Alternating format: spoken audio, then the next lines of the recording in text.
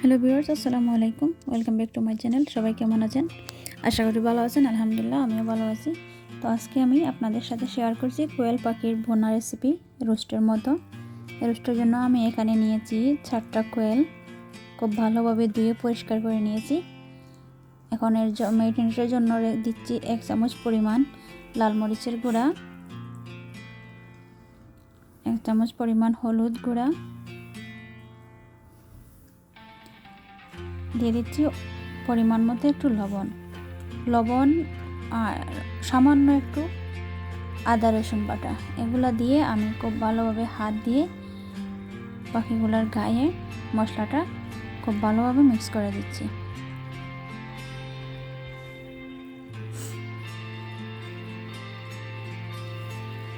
যদি আমার ভিডিও আপনার ভালো লাগে প্লিজ একটা লাইক দিবেন, আর যদি আপনি নতুন হয়ে থাকেন চ্যানেলটি সাবস্ক্রাইব করবেন।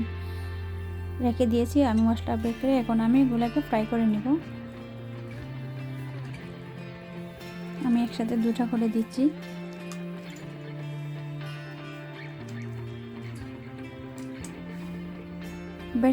খুব বেশি সময় করি নাই। আমি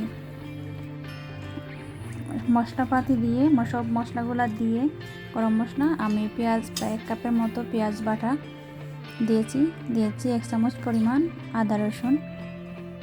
এগুলো দিয়ে খুব ভালোভাবে আমি মশলাটা মিক্স করে নিয়েছি। তারপর আমি এখানে বাকি যে গুঁড়া মশলাগুলো আমি দিয়েছিলাম পাখিতে, এগুলো আবার একটু দিয়ে দিয়েছি। সসের জন্য দিয়েছি আমি 1টার মতো টমেটো কুচি করে।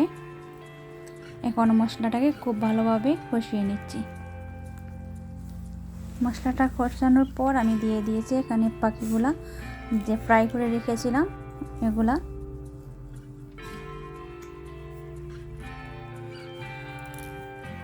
এ সময় পাখিটা দেওয়ার পর লবণটা একটু টেস্ট করে নেবেন। হয়ে গেছে।